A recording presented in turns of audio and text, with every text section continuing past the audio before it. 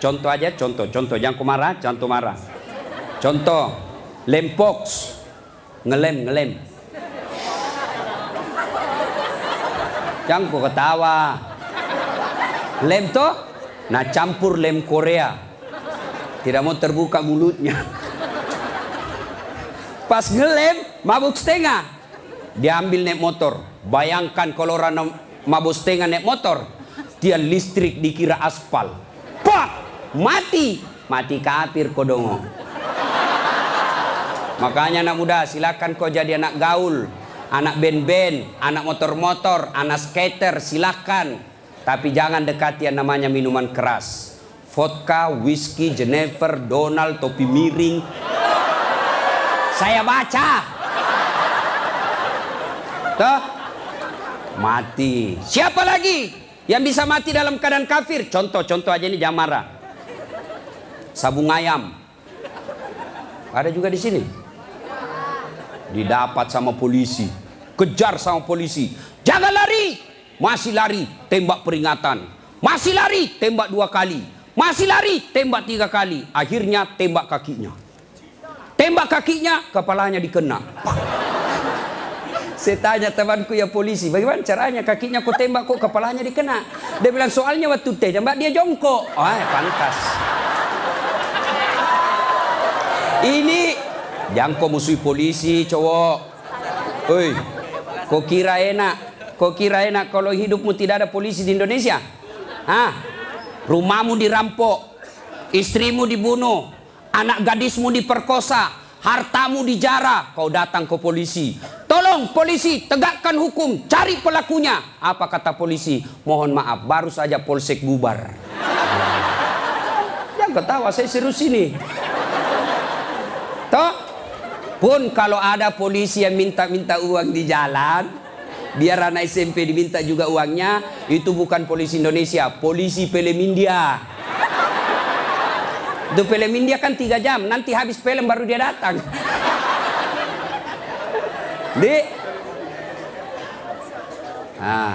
Jadi bisa jadi kita beragama Islam, tapi kemungkinan juga bisa jadi kita matinya dalam keadaan kafir. Wa qala idzan, Allah kemudian berfirman, bismillahirrahmanirrahim. Ya ayyuhalladzina amanu dukhulu fis silmi kaffatan wa la tattabi'u khutuwatis syaitan innahu lakum adu mubin. Wahai orang-orang yang beriman, masuklah engkau ke dalam Islam secara sempurna, bukan Islam pencitraan, bukan Islam pilpres, bukan Islam pilcaleg, tapi Islamlah secara benar. Tuh caleg kalau mau dipilih pasang baleho. Pasang baleho takbir, fotonya dibalik kepalanya, siap jungkir balik untuk rakyat. Pret, beleng-beleng. Tidak. Islamlah secara benar. Wala tattabi'u khutuwatis syaitan, dan janganlah engkau ikuti langkah-langkah setan, karena sesungguhnya setan itu musuh yang nyata bagi kalian. Musuh kalian bukan ulama, musuh kalian bukan ustadz, musuh kalian bukan tentara, musuh kalian bukan polisi, musuh kalian bukan mahasiswa, musuh kalian adalah setan, dan setan itu musuh yang nyata bagi kalian. Kalau saya ceramah seperti ini, ada enggak setan di tengah-tengah kita? Ada. Orang ceramah masa ada setan? Ada, setannya bukan pocong. Tapi apa setan yang ada di tengah-tengah kita? Bentuknya handphone. Apa ibu? Orang sudah ceramah masih sibuk juga. Sudah 55 umurnya siaran langsung juga.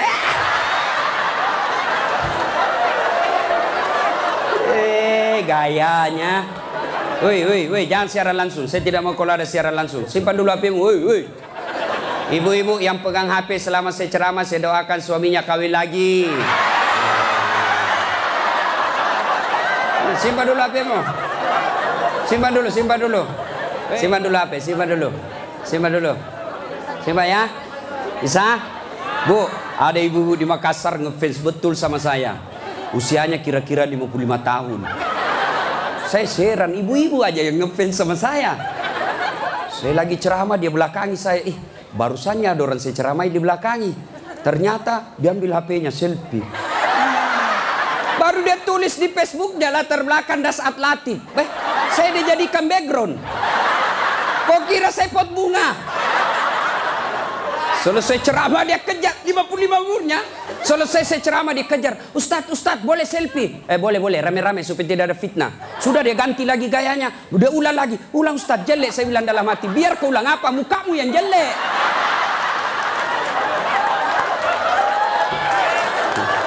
Selesai selfie, langsung dia bilang, Ustadz boleh cium? Hah? Haram, tidak boleh. Tidak nafsu Ustadz, cari barakah. Haram. Coba kau masih muda. Nakal. Simpan dulu HP ya, simpan dulu ya. Bu, bisa? Nah, wa qala idzan, Allah kemudian berfirman, Bismillahirrahmanirrahim. Innallaha wa malaikatahu yusalluna 'alan nabi. Ya ayyuhalladzina amanu sallu alaihi wa sallimu taslima. Sesungguhnya Allah dan para malaikatnya bersalawat kepada Rasulullah Muhammad sallallahu alaihi wasallam, maka wahai orang-orang yang beriman, bersalawatlah kalian kepada Rasulullah dengan sebaik-baik solawat. Saya mau dengar mana lebih kencang suaranya, ibu-ibu dengan bapak-bapak. Kita tanding malam ini, siap? Siap? Nah, yuk cowok-cowok, terutama ini cowok jomblo fisabilillah. Nah, kau diam dulu, kita dengar dulu ini ibu-ibu salawat ya. Ayo Bu, ayo bareng-bareng Bu. Salatullah salamullah ala toha Rasulillah. Salatullah salamullah ala Yasin Habibillah. Alhamdulillah. Ini bukan kencang, ini namanya syahdu. Suara begini yang kasih nafsu laki-laki. Makanya cewek, kalau kau ditelepon cowok, jangan kau kasih syahdu suaramu. Assalamualaikum, waalaikumsalam. Bagaimana orang tak nafsu sama kau? Lagi di mana dek? Di rumah aja kak. Kau tegas dong. Sebagai cewek muslimah, jangan kau mendayu-dayu. Assalamualaikum, waalaikumsalam. Lagi di mana? Di rumah. Ngapain? Apa tanya-tanya? Berhenti. Ini waalaikumsalam. Ibu-ibu diam, kita dengar ini cowok-cowok. Ayo, cowok jangan mempermalukan jenis kelamin. Ayo. Ayo. Diam ya, diam. Kita dengar ini cowok. Yuk. Salatullah salamullah ala toha Rasulillah. Salatullah salamullah ala Yasin. Masya Allah. Terima kasih. Sudah bi bos. Overdosis kok. Kita diam semua. Kita dengar ini di atas. Ayo. Duduk ngambil gaya lo. Ya, ayo bareng-bareng. Yuk. Love it. Ini mau poligami, Fred.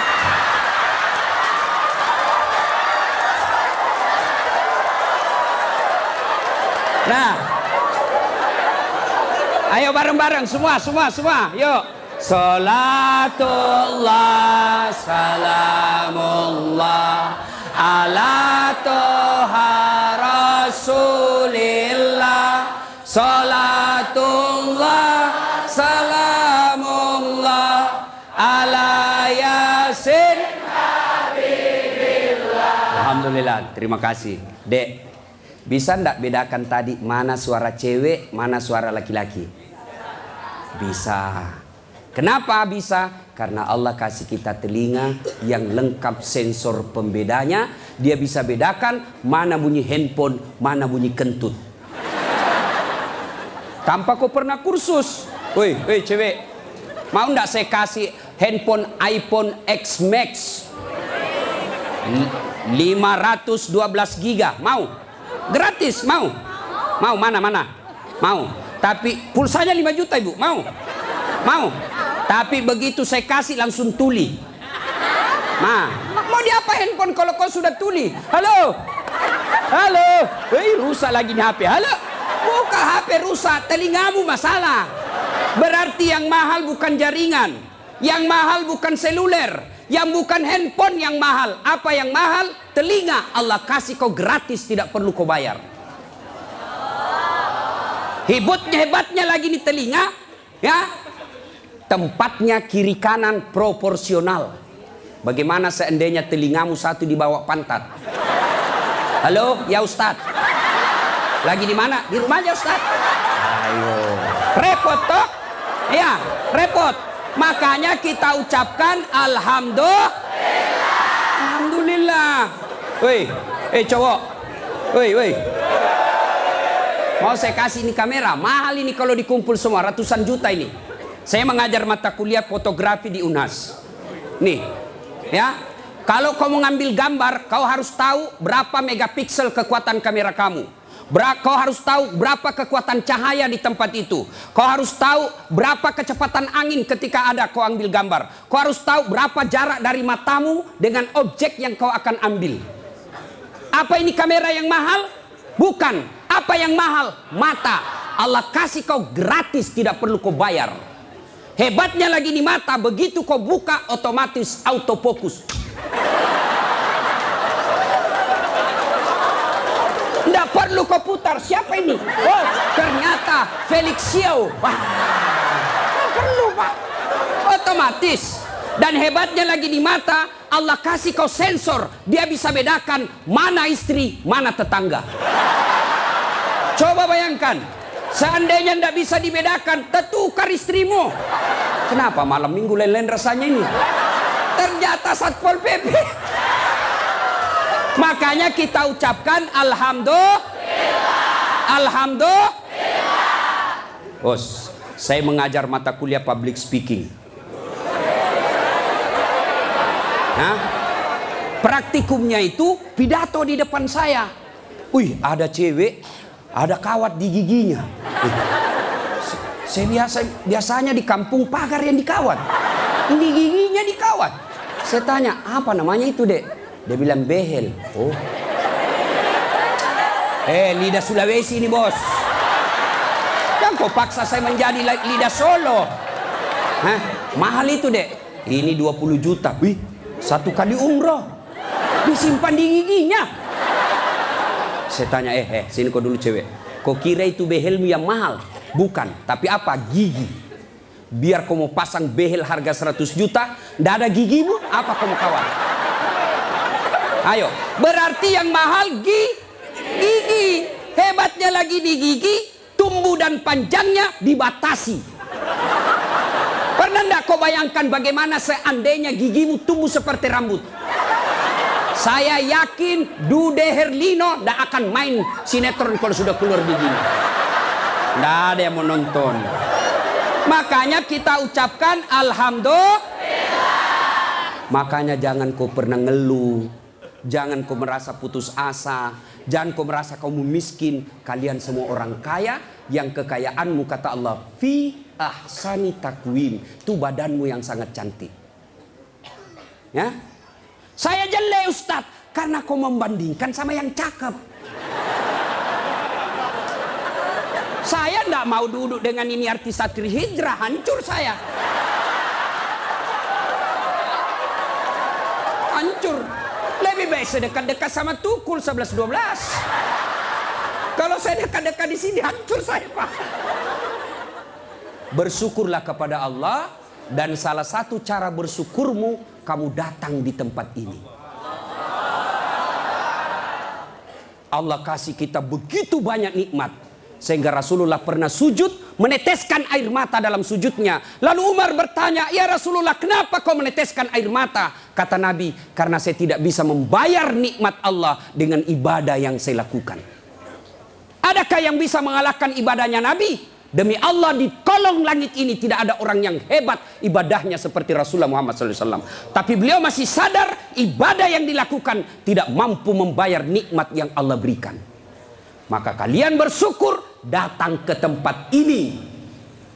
Dengan catatan, setelah kau datang ke tempat ini, sehari sampai 3 hari, kalian dengar dakwah, kalian berzikir, kalian ngaji, kalian mencatat. Ingat, setan tidak pernah putus asa menggoda kalian. Bagaimana cara dia goda? Dia hancurkan pahala-pahalamu. Adakah perbuatan yang bisa menghancurkan pahala-pahala kita? Ada, kata Nabi. Sittatu asyain tuhbitul amal. Ada 6 sifat yang bisa menghancurkan amal-amal kebaikanmu. Adik-adik sekalian, kalian pulang ke sini 3 hari kalian bertempur. 3 hari kalian bertempur melawan iblis, melawan kesombongan, melawan kepongahan, meningkatkan kesabaran. Jangan pikir setan putus asa menggodamu. Dia akan goda kamu setelah kau pulang. Dengan cara apa? Dia hancurkan amal-amalmu. Sehingga nanti kau berkata di hadapan Allah, ya Allah, mana pahalaku? 3 hari 3 malam saya dengar dakwah. Allah menyatakan, memang dulu ada pahalamu, tapi hancur oleh karena perbuatanmu sendiri. Apa gerangan yang menghancurkan amal itu? Kata Nabi, 1, al-istighalu bi'uyubil khalq. Suka sekali cerita kejelekan orang, dia lupa kejelekan dirinya sendiri. Gosip, gibah, penyakitnya. Bu ibu, Nabi ketika Isra Mi'raj diperlihatkan, bawa Nabi ke surga, Masya Allah banyak perempuan. Masuk ke neraka, na'udzubillah min zalik, lebih banyak lagi perempuan. Kenapa? Kata Nabi, karena 2 hal. 1, dia tidak mampu mensyukuri nikmat berupa suami. Dan yang kedua, dia tidak mampu menjaga mulutnya. Penyakitnya ibu-ibu. Saya ajak lewat tadi, masih ada yang gosip. Begitu saya dilihat, dia bilang, itu juga bajunya yang di YouTube. Sibuk. Kenapa? Saya pakai baju kau yang sibuk. Kang gosip. Jengkelku. Kenapa kau gosip saya? Bu, halo ibu. Penyakit ibu-ibu yang tidak bisa dikendalikan, hawa nafsu menceritakan kejelekan orang. Kalau laki-laki kumpul paling dicerita, wih, itu anak sayang. Yang pertama cakep tapi beleng-beleng. Itu yang kedua cakep, tapi ya dongok. Itu kan. Paling kita cerita itu, wah itu motor saya rewel, itu mobil saya yang tua, wah sedikit-sedikit mogok lagi. Itu atap rumah saya bocor. Paling kalau bapak cerita itu, tapi coba kalau ibu-ibu. Pertama dicerita sinetron. Jelek betul sifatnya itu ya. Sana itu. Iya toh, langsung tetangga jadi korban. Kumpul begini tuh masih ada gosip. Apa? Dia enggak ngomong tapi matanya dong. Apa? Kudungnya enggak serasi dengan roknya. Dia kayak umbul-umbul. Sudah. Satu udah digosip. Lewat lagi satu. Apa? Palsu. Kenapa kau tahu? Lipstiknya. Kenapa kau tahu? Melengket di giginya. Coba ya. Ayo adik-adik. Ya. Nah, maka saya heran sebagai anak bangsa, kok kita dituduh orang Islam selalu menyebarkan fitnah. Islam sangat membenci fitnah sehingga Nabi mengatakan al fitnatu asaddu minal qatl. Fitnah itu lebih kejam daripada membunuh. Jadi pemain buser. Apakah namanya itu? Cocok nih. Buser, apakah itu? Yang suka cari-cari duit dari menyebarkan fitnah. Hah? Yo itu buser. Hah? Manalah. Nggak adalah kita orang Islam. Suatu kali Nabi menyampaikan, barang siapa yang mengucapkan 2 kalimat syahadat, diyakini sampai mati pasti masuk surga. Abu Hurairah senang dengar ini. Lalu Abu Hurairah berlari-lari kecil menuju ke pasar. Dengan tujuan apa? Dia mau menyampaikan berita gembira ini. Lalu didapat oleh Umar. Abu Hurairah, kau mau pergi mana buru-buru? Saya mau menyampaikan berita penting. Apa itu? Barusan saja saya dengar menyampaikan Nabi, siapa yang syahadat, yakin sampai mati, pasti masuk surga. Umar berkata, betul kok Nabi bilang begitu? Betul. Saya tidak percaya. Ayo kita datang ke sumber. Dalam teori komunikasi inilah disebut check and recheck. Datanglah Umar klarifikasi ke sumber berita Rasulullah. Ya Rasulullah, katanya Anda mengucapkan siapa yang syahadat, yakin sampai mati, pasti masuk surga. Apa betul berita seperti itu ya Rasul? Nabi katakan betul. Tapi ya Rasulullah, ada apa? Ini Abu Hurairah, dia mengumumkan di pasar. Terus saya khawatir nanti disalahpahami umat kita. Biar tidak sholat yang penting syahadat masuk surga. Biar judi yang penting syahadat masuk surga. Biar zina yang penting syahadat masuk surga. Saya salah paham nanti orang, saya khawatir hadis ini dipahami dengan salah. Lalu Nabi katakan, oke, jangan kau sampaikan ini halal umum, karena dia bisa mengganggu kemaslahatan umat. Itulah sebabnya kita kenal dalam Islam, likulli makam makal, walikulli makal makam. Setiap ada ucapan, ada tempat yang cocok untuk ucapan itu, dan setiap tempat ada ucapan yang cocok untuk tempat itu. Maka ibu-ibu harus bijaksana memegang WhatsApp, harus bijaksana memegang medsos. Kenapa? Karena jika ibu salah menempatkan medsos itu, maka ibu bisa berujung pada penjara. Dua, yang bisa menghancurkan amal kebaikan kita. Apa itu kata Nabi? Hubbud dunia, terlalu cinta kepada dunia. Cinta dunia boleh, cinta dunia boleh. Mana yang tidak boleh? Terlalu cinta kepada dunia. Nah ibu, yuk. Salatullah ala toha Rasulillah. Salatullah ala yasin. Cinta dunia. Mana cinta dunia? Satu, menganggap enteng ibadah. Hayya 'alas shalah. Sebentar, masih panjang waktu duhur. Ini kan sampai jam 3. Cinta dunia. Mana lagi cinta dunia? Ini paling banyak cewek. Mukanya dia tidak terima dengan ikhlas. Mukanya dikira tembok, coklat, biru, abu-abu, krem. Sekarang cewek kan banyak palsu. Bulu matanya panjang, palsu. Matanya biru, palsu. Bibirnya merah, palsu. Pantatnya gabus, palsu. Itu terlalu cinta dunia. Perempuan kan sekarang bingung saya lihat. Rambutnya panjang, mau dikasih keriting. Yang keriting rambutnya dia kasih lurus. Iya kan? Allah sudah kasih yang baik, dia tidak syukuri. Begitu mulai putih rambutnya, stres, dia kasih semer. Kena matamu, cinta. Karena waktu yang sangat terbatas. Yang ketiga, apalagi yang bisa menghancurkan amal ibadah kita? Qillatul haya, kurang rasa malu. Oh, ini banyak di Indonesia. Anggota DPR malu dong, sudah digaji oleh rakyat, uang rakyat, kalian tidur saja. Dedek, pernah dengar cerita anggota DPR di akhirat? Hah? Jadi anggota DPR kan ada penghafal Quran, masuk dalam surga. Begitu masuk dalam surga dilihat, kok banyak anggota DPR di sini? Di negara aku banyak di OTT karena korupsi. Dia pergi protes sama malaikat penjaga surga. Malaikat, kenapa banyak ini masuk anggota dewan dalam surga? Di negara saya banyak yang korupsi. Dia bilang penjaga surga, dah sok ribut. Kenapa? Dia cuma reses. Sebentar lagi pulang ke tempat asalnya.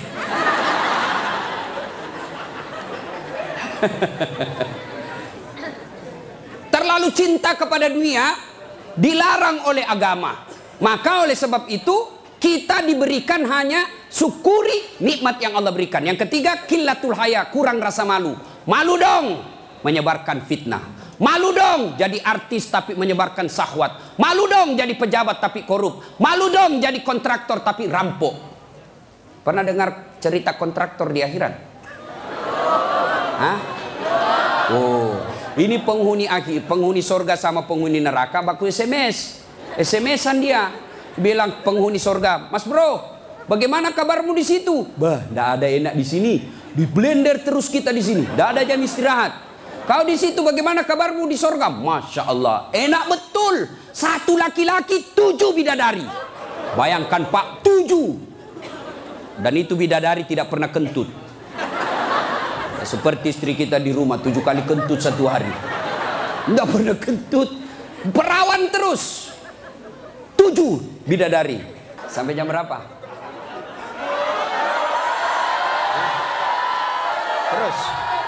Terus. Lalu kata penghuni surga, wah enak betul di sini. Penghuni neraka, bolehkah kami jalan-jalan ke situ? Boleh. Ya gimana? Penghuni neraka kan kreatif, banyak solusinya. Gimana? Sudahlah, tidak usah cemas. Kami bikin jembatan dari surga, kamu juga bikin jembatan dari neraka. Kita ketemu di tengah. Setuju? Setuju. Lelang proyek.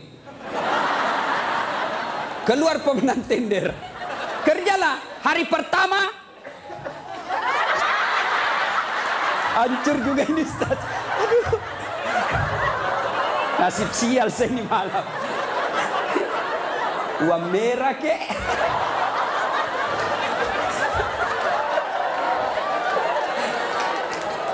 Jauh-jauh dari Sulawesi 10.000.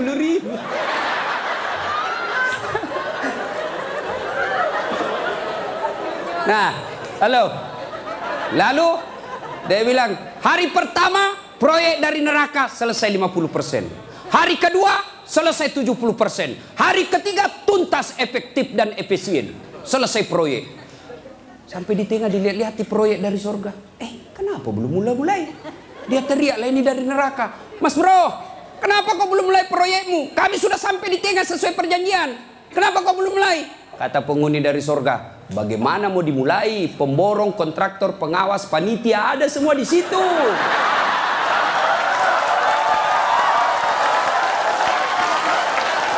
Di sini penghafal Quran aja di sini. Nggak tahu hitung proyek, salah-salah kalkulatornya. Ya, cinta dunia, ya, kurang rasa malu. Mana lagi yang kurang rasa malu? Kalian cewek. Ayo, ibu-ibu hadir di sini, alhamdulillah. Tapi tolong yang paling banyak kurang rasa malunya sekarang perempuan. Mulai dari cara berpakaiannya. Kata Nabi, suatu waktu nanti perempuan berpakaian tapi telanjang dan mereka menyukainya. Berpakaian tapi telanjang dan anehnya mereka suka. Mana disebut berpakaian tapi telanjang? Lihatlah sekarang. Saya selalu istilahkan, lebih susah lihat paha ayam kampung daripada paha cewek. Yang ketawa, saya serius ini. Coba lihat paha ayam kampung. Bapak harus kembali kampung dulu. Namanya ayam kampung, jadi kita harus kampung dulu. Iya toh? Sampai di kampung, kau sudah lihat pahanya ayam? Tidak. Kau beli dulu 100.000. Sudah kau beli, sudah kau lihat pahanya? Belum. Kau kejar dulu 1 jam. Begitu kau mau tangkap, dia terbang. 1 jam dikejar, baru tangkap. Sudah kau tangkap, sudah lihat pahanya? Belum. Kau potong dulu dengan ucapan Bismillahirrahmanirrahim. Sudah kau potong, sudah lihat pahanya? Belum. Kau rebus dulu 15 menit air panas. Sudah kau rebus, sudah lihat pahanya? Belum. Baru dicabut. Baru kelihatan pahanya putih mulus. Balik kampung, kau keluar 100.000, kau kejar 1 jam, kau potong dengan kalimat basmalah, kau rendam 15 menit air panas, baru lihat pahanya yang putih. Ayam kampung. Tapi coba lihat cewek, kau berdiri saja di pinggir jalan, 15 menit, 10 pasang paha cewek gratis. Bahkan kadang-kala boleh dicolek. Makanya cewek, mari kita kerjasama. Kami laki-laki jaga mata, tapi tolong Anda cewek jaga akhlak. Biar kami setengah mati jaga mata, kalau kalian gentayangan habis amal kami.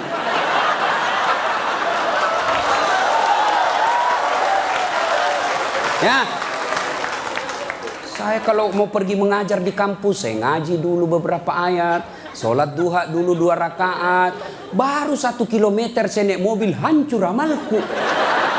Sebelah kanan ketek, sebelah kiri dada, di depan paha. Nggak mungkinlah saya jalan terus begini. Tiang listrikku tabrak. Hei cewek, woi, mari kasihani mata kami. Dilihat, haram? Tidak dilihat, barang bagus.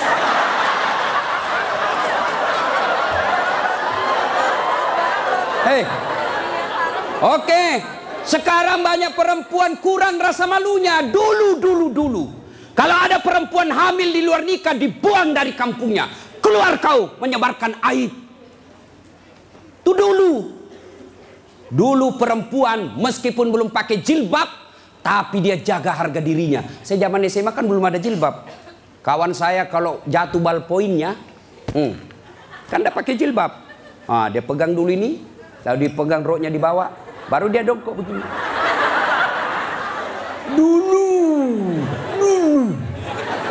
Sekarang cewek dia sengaja memang itu pakai tipis kecil, jalan dia mau tabrak kita. Hancur. Maka kalian akhwat yang datang di sini pengajian selama 3 hari 3 malam, tolong selamatkan saudara-saudara kalian akhwat-akhwat supaya mereka tidak pakai begitu. Kalian tularkan itu jilbabmu kepada saudara-saudara semuslimah. Jangan kau biarkan mereka, dakwai mereka. Dia mau dengar atau tidak, kewajibanmu sampaikan, soal diamalkan urusan lain. Terutama juga yang pakai jilbab tapi tidak memenuhi syarat. Pakaian jilbab itu, pakaian menurut Islam itu ada 4 syaratnya. Nih dengar baik-baik yang mau bikin baju. 1, syarat pakaian itu nutup aurat. Alhamdulillah kalian semua nutup aurat.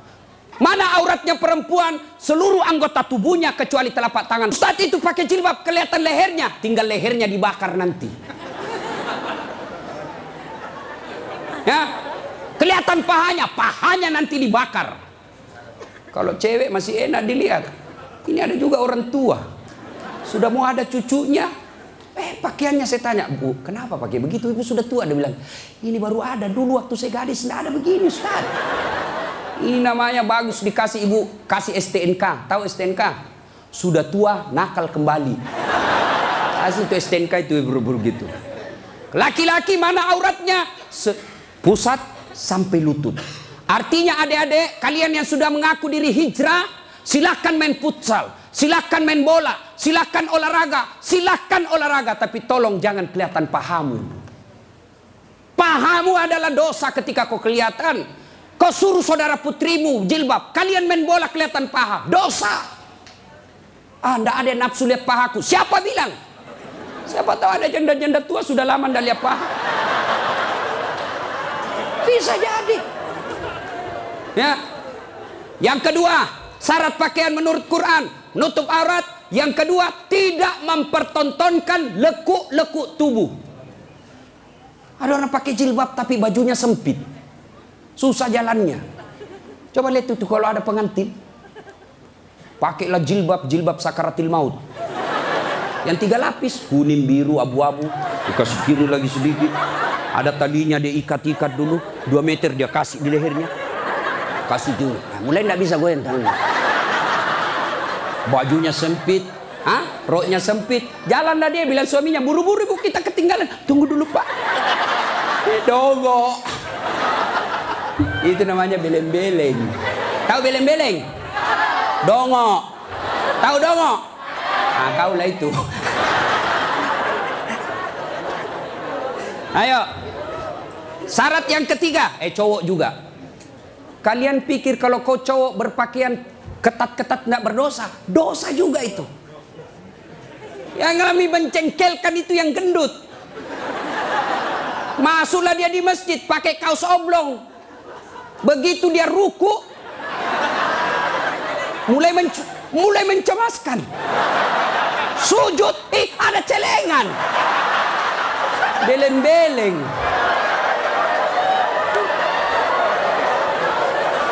Nah, yang ketiga, syarat pakaian yang ketiga, saya ulang, tutup aurat, tidak mempertontonkan lekuk-lekuk tubuh. Yang ketiga, pantas. Apa maksudnya? Kalau saya alumni apalagi Muslim United, saya alumninya, 3 hari 3 malam saya dengar dakwah, maka sebaiknya pantas tidak saya berpakaian begini. Saya pengurus remaja masjid, pantas tidak saya berpakaian begini. Saya muslim terhormat, pantas tidak berpakaian begini. Saya pejabat, pantas tidak saya berpakaian begini. Saya muslimah, pantas tidak berpakaian begini. Tanya kepantasannya. Itulah sebabnya agama Islam mengajarkan ketika aku berpakaian, tanya, yuk pantas tidak pakaian begitu? Dan ini pakaian ternyata menyelamatkan kita dari dosa. Mana buktinya? Saya kemana-mana saya pakai begini. Cuma kadang-kala dia gosip saya itu pegawai bank. Kan saya mana-mana pakai sarung. Saya masuk nabung, ada pegawai apa sih itu yang namanya terima duit? Teller. Hah? Iya teller. Dia gosip. Dia apa? Salah masuk. Dia kira masjid. Dia kira saya masuk masjid, saya pakai sarung. Saya dengarlah saya, kenapa? Saya pakai sarung, kau yang sibuk. Nggak jadi saya nabung, pulang saya. Orang kalau pakai muslim begini, baju koko, gamis, insya Allah terpelihara dari dosa. Saya jalan tiba-tiba di mall banyak cewek cantik, nggak mungkin saya lihat. Kenapa? Saya malu. Masa Ustadz lihat yang cantik? Terpaksa dilihat, ya lihat sedikit aja. Sudah. Ayo, ibu-ibu, mau ndak suamimu terhindar dari tempat-tempat maksiat? Keluar, suruh pakai peci, pakai songkok, pakai gamis. Ndak mungkin dia pakai begini pergi main biliar. Maka suruh pakai itu. Ada di Makassar, saya sudah suruh pakai Ustadz, tapi di mobil dia ganti. Memang sudah tabiatnya itu, sudah bajingan. Yang keempat, syarat pakaian yang keempat adalah indah. Ternyata Allah tidak meninggalkan keindahan. Allah tidak melarang kita keindahan dalam berpakaian, tapi dengan catatan tertib aturannya. 1, tutup auratmu. 2, jangan kau tontonkan lekuknya. 3, pantas. 4, indah. Ini sistematis, tidak boleh ditukar. Sayang 1000 sayang kita bikin pakaian. Indah nomor 1, nutup aurat 19.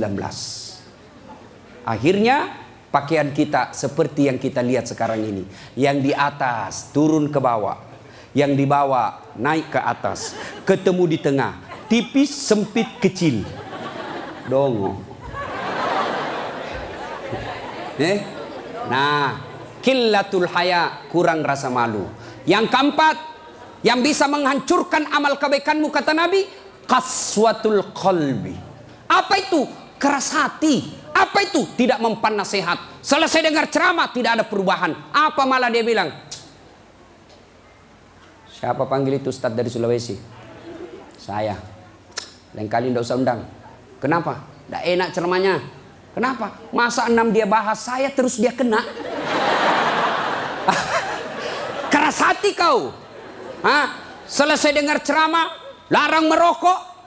Malah dia bilang, apa tahu rokok apa? Memangnya saya minta duitmu? Keras hati. Ada perokok di sini? Ada? Saya doakan kalian berhenti merokok. Coba dengar itu calon-calon istrimu. Itu biasa orang merokok kayak kurang kerjaan. Itu aja dikerja 10 menit. Dan saya kasihan kadang-kala kalau di bandara. Coba lihat tuh perokok, dikasih masuk kayak kotak-kotak, kayak belek-belek. Sendiri di dalam kan. Sekali-kali isap kunyah. Jangan kau sebarkan itu asapnya ke kita. Bolehlah kau merokok, silakan, tapi jangan kasih asapnya orang lain. Bagaimana caranya Ustaz? Kau bawa kresek.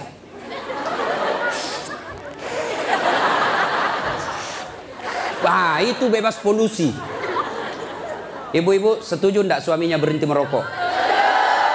Kalian membenci 9 naga. Kalian membenci mereka-mereka itu. Tapi kalian beli rokoknya. Kalau kalian mau hancurkan mereka, berhenti kau merokok. Lebih baik itu rokokmu anak muda, kau tabung, lamar cewekmu. Kau juga cewek, jangan terlalu lama mau dipacari. Ini pacaran Islami Ustaz, pret. Pacaran syar'i. Mana ada pacaran syar'i cilaka? Dengar ini cewek. Kau sudah 2 tahun dipacari tidak dilamar-lamar, berhenti kau. Kasih tahu itu cowokmu. Motor aja dicicil 1 tahun sudah lunas. Kamu sudah 2 tahun dipacari tidak dilamar-lamar. Modal 10.000. Roti 1. Teh botol 1, autan 2. Dibagikan. Modal 10.000 malam minggu. Qaswatul qalbi, keras hati, tidak mempan nasihat. Mereka yang selesai dengar dakwah tapi tidak ada perubahan, itu yang disindir oleh Allah. Wa tawa'un alaihim, A'angzartahum la yu'minun. Kau sampaikan ayat Allah atau tidak, kau ceramai atau tidak, sama saja mereka tidak akan beriman. Keras hati, habis amalmu. Yang kelima, penghancur amal, tulul amal. Apa itu? Panjang angan-angan alias malas. Dan yang keenam, wadzalimun la yantahi. Perbuatan zalim yang tidak bisa dihentikan. Zalim kepada Allah, tidak sholat. Puncak kesaliman kepada Allah, tidak sholat. Ada yang malas sholat di sini? Ada? Hei adik-adik, mau jadi direktur, mau jadi pegawai, mau punya rumah yang mewah, gampang. Perbaiki sholatmu. Kecil buat Allah kasih kau mobil, kecil buat Allah kasih kau rumah yang mewah. Allah cuma minta sempurnakan sholatmu. Ada di sini yang tidak ada masalah? Ada? Ini malah muka-muka penuh masalah semua ini. Ayah, mana ada manusia tidak ada masalahnya? Istri cantik, kau kira bukan masalah? Masalah digoda orang, apalagi kalau suaminya jelek, lebih masalah lagi. Berarti bagus kalau istri jelek. Istri jelek dihina orang, kita lagi yang malu jalan sama dia. Duluan aja dek, nanti kita ketemu di gedung. Sampai deket tuh tidak muncul-muncul suaminya. Mana kau bang? Tidak jadi, saya mencret. Istri jelek masalah, istri cantik masalah. Mana ada orang tidak ada masalahnya? Kita kuliah apa masalah? Mau sarjana. Sudah sarjana selesai masalahmu? Tidak, mau punya kerja. Sudah punya kerja selesai masalahmu? Muncul masalah baru. Apa? Mau jadi kepala dinas. Sudah kepala dinas selesai masalahnya? Muncul masalah besar lagi, mau jadi sekda. Sudah jadi sekda selesai masalahnya? Belum, mau jadi wali kota. Sudah jadi wali kota? Mau 2 periode. Mau 2 periode baru dongo. Beleng-beleng. Kau salah, kenapa kau suruh pilih dongo? Mau kau? Hah? Ayo, tidak ada orang tidak ada masalah. Ya. Maka Allah tidak mengatakan, hei Das'at, ada masalahmu, kau puasa dulu. Tidak. Hei Das'at, ada masalahmu, kau jadi dokter dulu, kau jadi insinyur dulu, kau kaya dulu, kau anggota DPR dulu. Allah tidak menyatakan itu. Allah cuma minta 2. Ista'inu bisawri wassalah. Sabar, perbaiki sholatmu, saya yang selesaikan masalahmu. Itu janji Allah, bukan janji caleg. Kalau caleg mau dipilih, dibagi-baginya kartu namanya. Pilih saya, pilih saya. Ada masalahmu, telepon saya 24 jam. Begitu terpilih, dia ganti nomor HP-nya. Allah janji, pasti Allah tepati. Allah cuma minta, ada masalahmu cewek, kau risau soal jodoh, yuk perbaiki sholatmu. Cowok, ada masalahmu, kau sudah sarjana, tidak dapat kerja, yuk sempurnakan sholatmu. Saya sudah sholat Ustadz. Betul kau sholat tapi tidak ikhlas. Hayya 'alas shalah. Asar lagi. Barusan duhur. Kau tidak ikhlas. Saya sudah sholat Ustadz. Betul kau sholat tapi main-main. Mana buktinya? Allahu Akbar.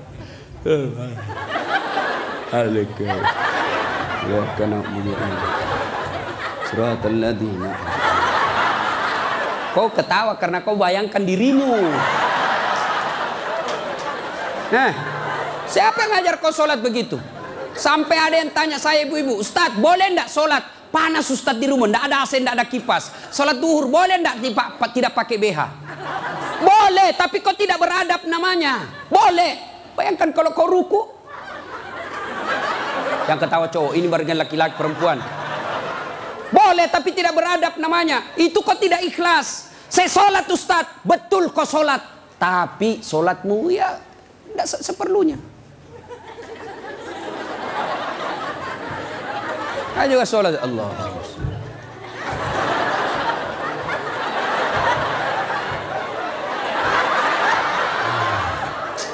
30 tahun kau sholat kalau begini gayamu bos. Adik-adik, kau punya handphone? Ibu-ibu punya handphone? Waktu beli handphone itu ada buku pedoman kan? Iya. Dan di situ dicatat merah tebal. Buku pedoman petunjuk pemakaian handphone. Dicatat besar-besar. catatan penting, baca buku pedoman ini sebelum penggunaan handphone. Handphone aja kau pakai itu belum tentu untuk kebaikan, ada buku pedoman penggunaannya. Sholat kalian yang pakai 5 kali sehari semalam paling sedikit, lalu kenapa kau tidak pernah buka buku pedoman sholatmu?